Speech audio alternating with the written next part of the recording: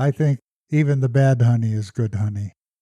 It just has an overpowering aroma that after a day of it, it's being locked in an elevator with someone with perfume, which is far too overpowering.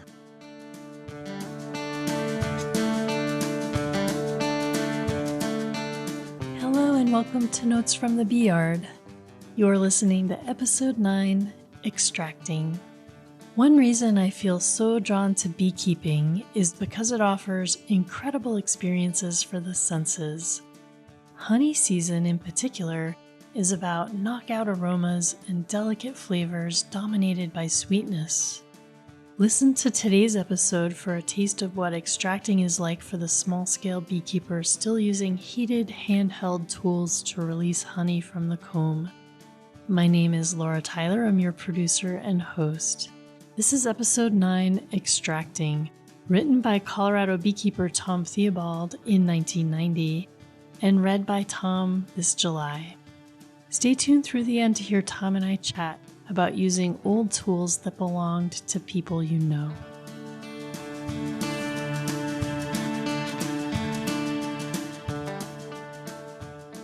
It's rush hour in the country. As I travel down the back roads on these bright September days, a dormant armada of farm equipment has emerged. A few pieces of the fleet are shiny new, but most show the effects of hard use in dust, mud, dirt, sun, and rain. The fields are alive with machines, most of them very expensive, designed to cut, chop, sift, bale, dig, sort, blow, or haul.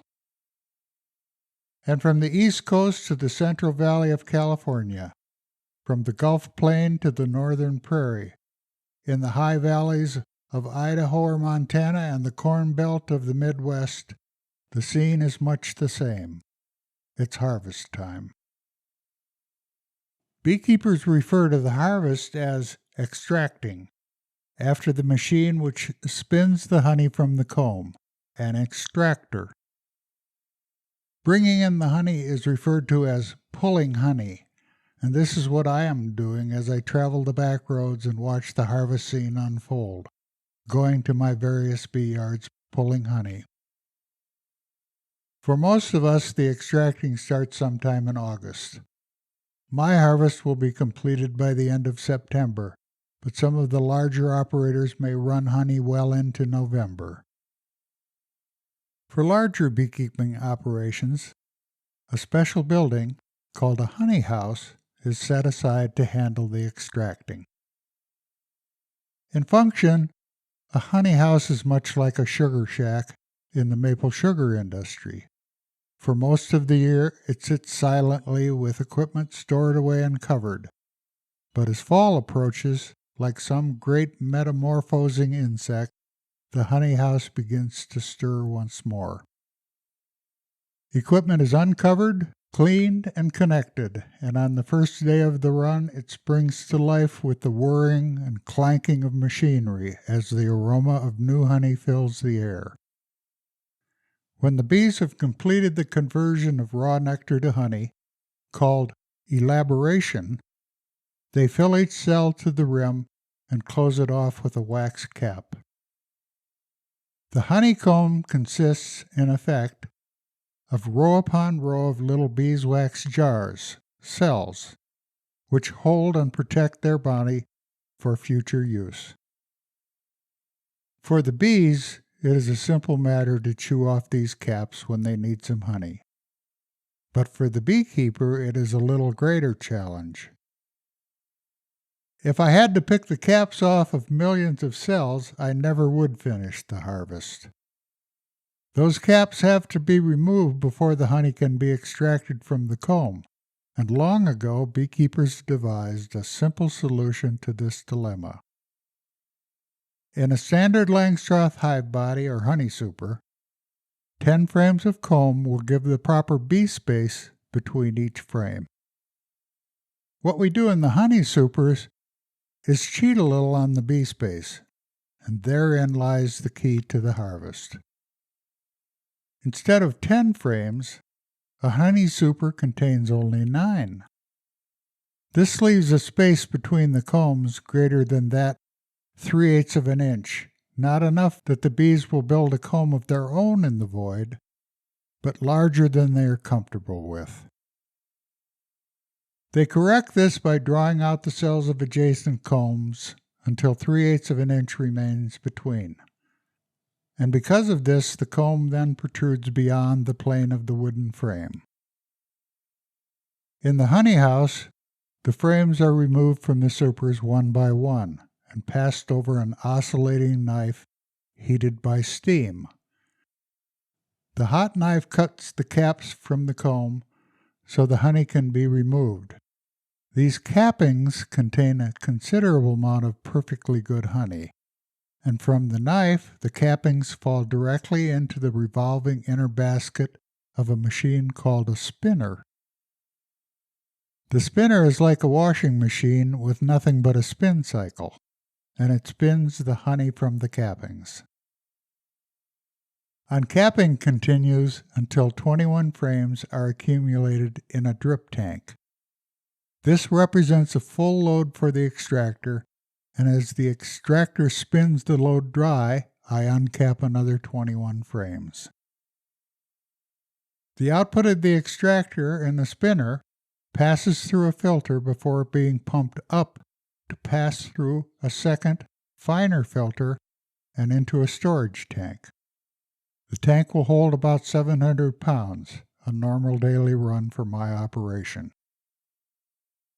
In theory, at least, the harvest should be a satisfying and rewarding culmination of the effort for a year.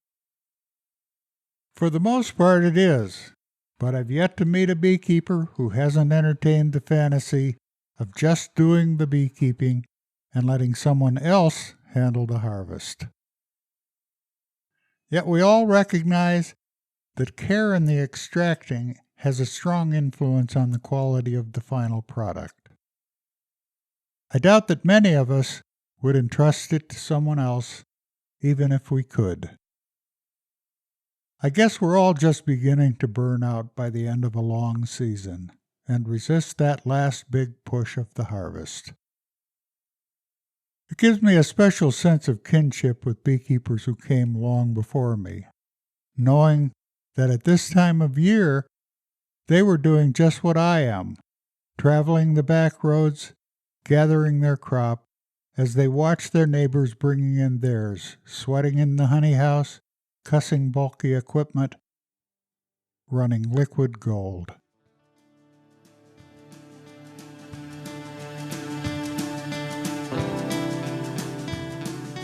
Tom, let's talk about the smell of the honey house. Boy, I was reminded of that not 2 hours ago when I found out that there's a bear being seen around the honey house. The bears are attracted to the aromas of fall. We've never had to worry about that until the last few years as bears have moved down out of the mountains onto the plains. So that the aroma is very key, not only to the people, but to the critters. What is that aroma? Boy, it's a little bit of everything. Honey has its own individual fragrance, but it's a reflection of the floral spectrum from which that honey was derived. And I've had honeys that overwhelm me during the course of a day of extracting, and I find myself thinking, nobody's going to buy this stuff. It's just too overpowering. And by the final extraction, I'll take some in to one of the local cafes and pass it around for an assessment, and everybody loves it. For me, the honey smell, it's the smell of the honey, the wax, and then sometimes my beekeeping gloves are part of it, and there's propolis and smoke as well. Uh-huh. I'll take a taste of the honey periodically just to see what it's like. And because of the size of my operation, I'll have a string of supers that will reflect a certain period in the summer when a certain plant community predominated. And I'll have a whole spectrum of flavors. One of my favorites is peach flavor. Certainly not from peaches because there aren't enough peaches to do that, but some family of flowers has given it that flavor. My very favorite is the flavor of butterscotch, which comes from down by El Dorado Springs, and I think it comes from honeydew from ponderosa pines. The aphids convert the nectar to honeydew. The bees collect the honeydew. They convert it to honey, and that butterscotch flavor persists. So during the course of a season of extracting, I may have 7 or 8 different flavors that are reflected by different periods of time. It's a marvel that's denied a hobby beekeeper who may only have 1 or 2 colonies of bees, and you don't get that reflection of the spectrum of flavors that come in during the course of the season. So another thing that you said that I felt a strong connection with was this special sense of kinship with beekeepers who came long before, knowing that at this time of year they're doing the same thing. Do you want to say anything more about that? For beekeepers of the size of my operation, which I've always referred to myself as a community beekeeper, my connection to the Beeyards and the colonies in those Beeyards is very, very close, very intimate. And because of the size of my operation, the equipment needed for the harvest has remained virtually unchanged. So 100 years ago, beekeepers would have been using extractors and heated knives to uncap the comb. When I was doing this extracting, I talk about a oscillating knife heated with steam. Well, I had a small steam generator that dated to about 1920, if not before, used by a beekeeper who I knew, who started beekeeping in 1921. So I always have a sense when I use tools that belong to other people is that those tools have a spirit. Those tools have a story.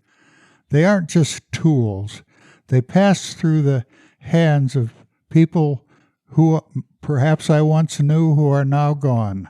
And I feel a kinship by way of the tools that I use.